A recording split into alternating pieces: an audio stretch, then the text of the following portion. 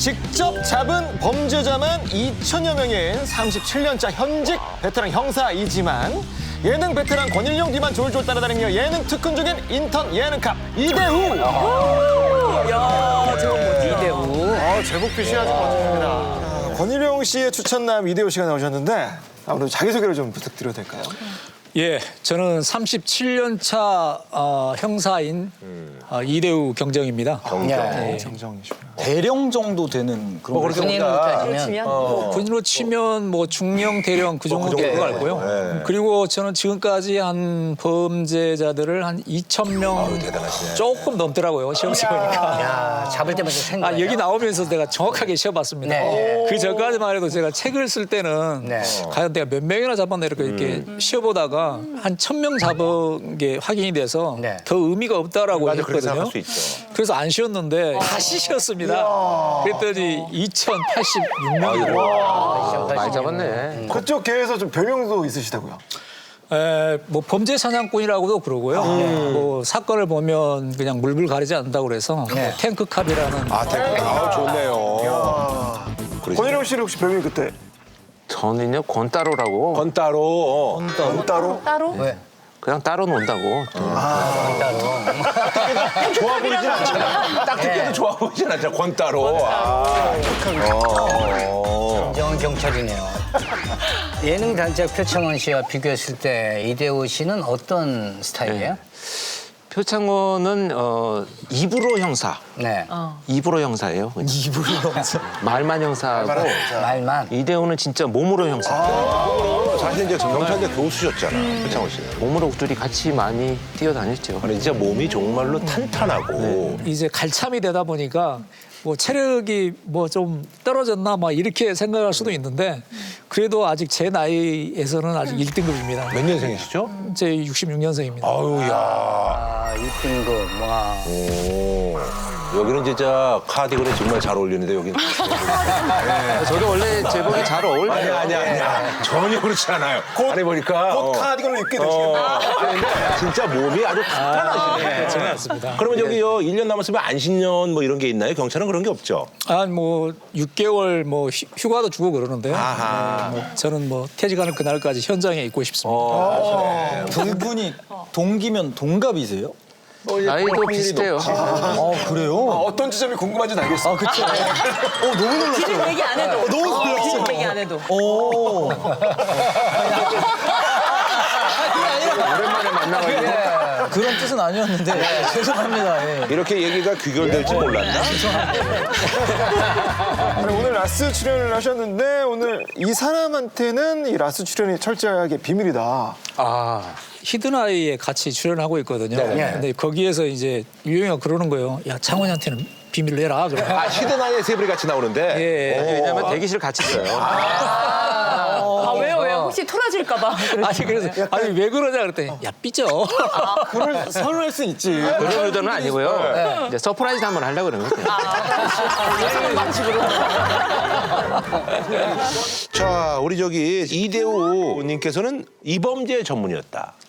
수사 형사를 하려고 그러면요. 기본적으로 한 3가지 정도는 잘해야 됩니다. 네. 범인을 잘 잡던가, 네. 조사를 잘 받던가, 뭐 아니면 밥을 잘 사주던가 이렇게 해야 되는데 뒤에 저는 뭔데 좀 무서워요. 나도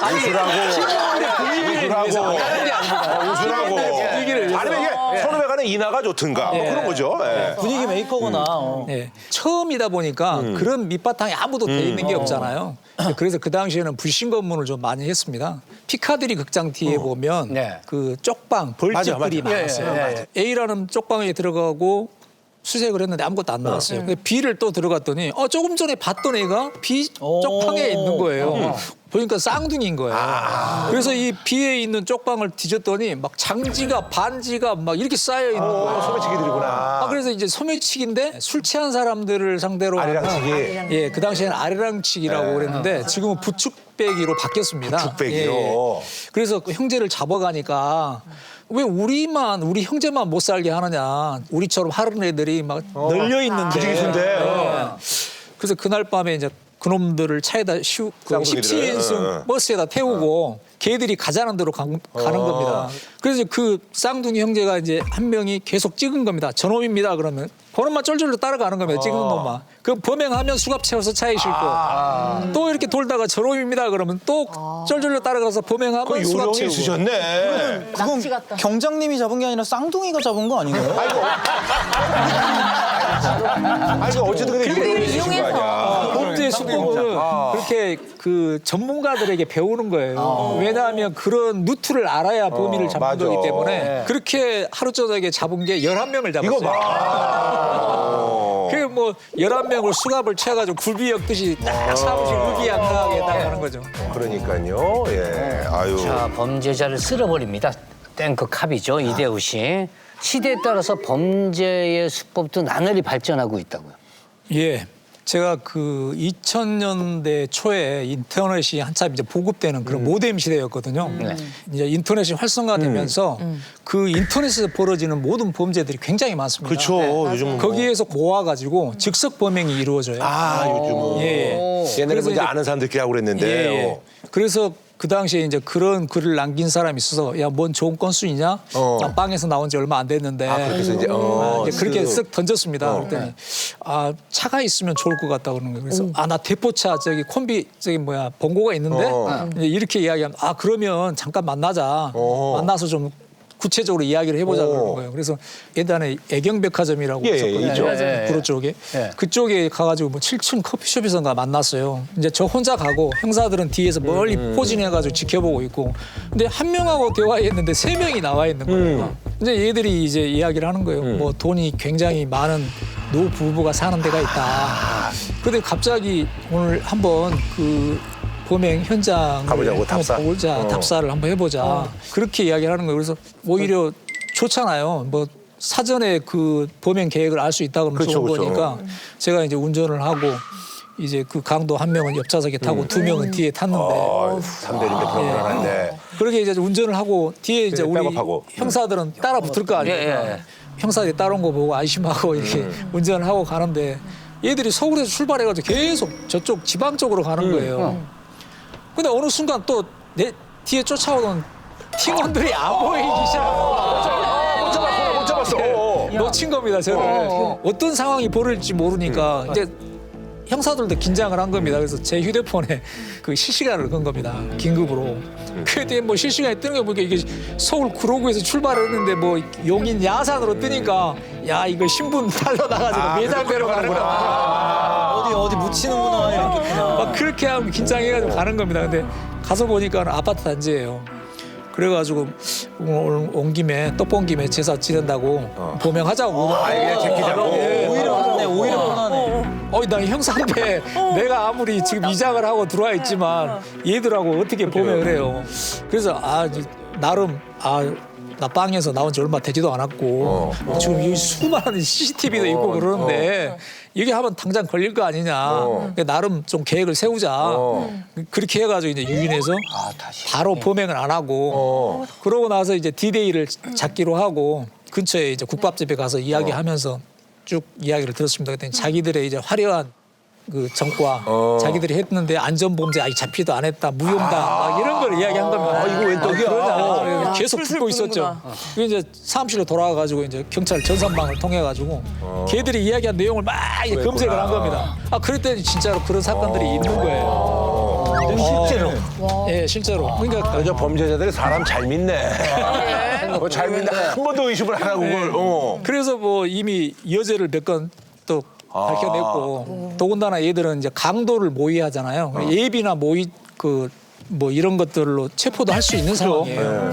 그래서 D-Day 잡은 날 이제 수원역 광장에서 만나기로 하고 봉고차를 딱 댔습니다. 그리고 차 타는 쪽쪽 이제 수갑을 채운 겁니다. 연장 다 가지고 이렇게 준비해가지고 왔는데 오자마자 잡힌 겁니다. 이게 조사해 보니까 이놈들뿐만이 아니고 7명이 개입돼 있는 거예요. 그리고 그 용인 아파트를 범행 대상으로 선정해 준 사람이 친척이었습니다.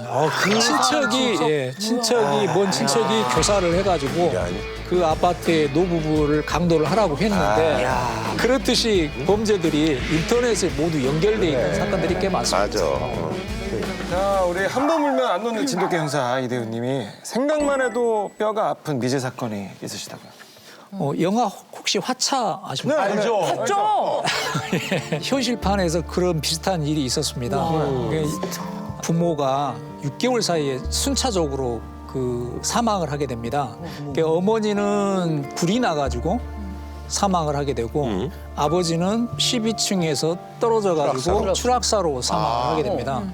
근데 그 사건마다 딸이 관련이 돼 있는 겁니다.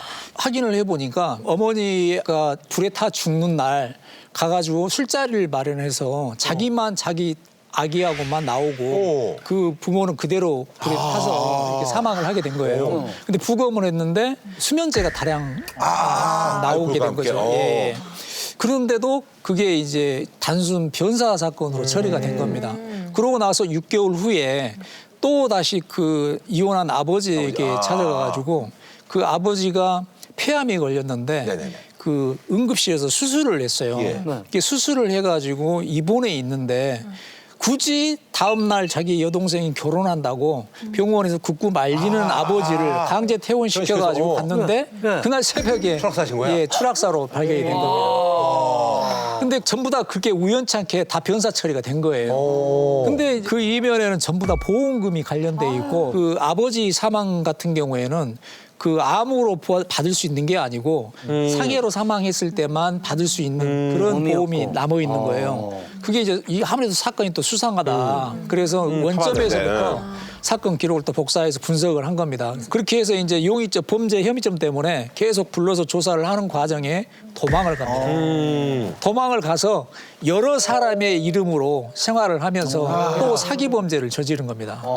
그래서 이제 수배를 해놨더니 저기 어디 경기도 북부 지역에서 동고남하고 살다가 이렇게 폭력을 두드러 맞아가지고 파수에 가게 된 거예요. 이게 파수에서 신원조회를 하니까 전속 살해로 수배가 돼 있으니까 이제 그렇게 해서 저희에게 이제 신병이 넘어온 거예요.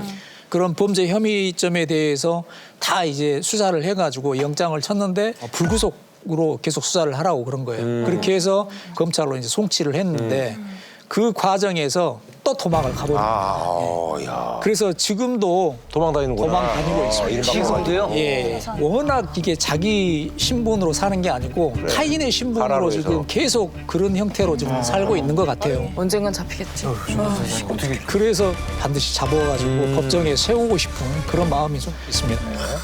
자, 법에 죽고 법에 사는 법생 법사입니다. 우리 이대호 씨. 범인을 잡고 법까지 바꾸셨어요. 제가 직접 바꾼 건 아니고요. 국회에서 바꾼 제가 사건을 한 걸로 인해서 그게 계기가 돼서 법이 바뀌었습니다. 그래요. 어떤 거죠? 이게 이제 부축배기 그 범죄를 잡으러 다니다 보니까 수법이 좀 지능화된 겁니다.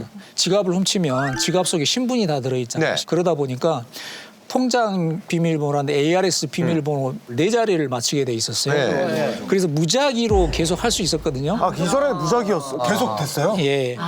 그렇게 해서 비밀번호를 얘들이 맞추고 뭐 계좌에 들어있는 돈 다 빼내는구나. 돈 다 빼내고 또 대출까지 받고 이렇게 해가지고 굉장히 많은 피해를 받죠.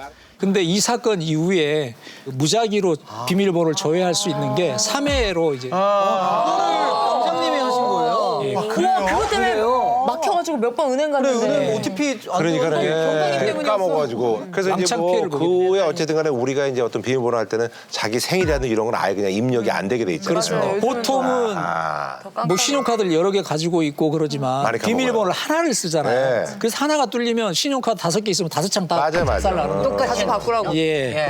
그래서 각각의 비밀번호를 하는 게 좋습니다. 그러네요. 예.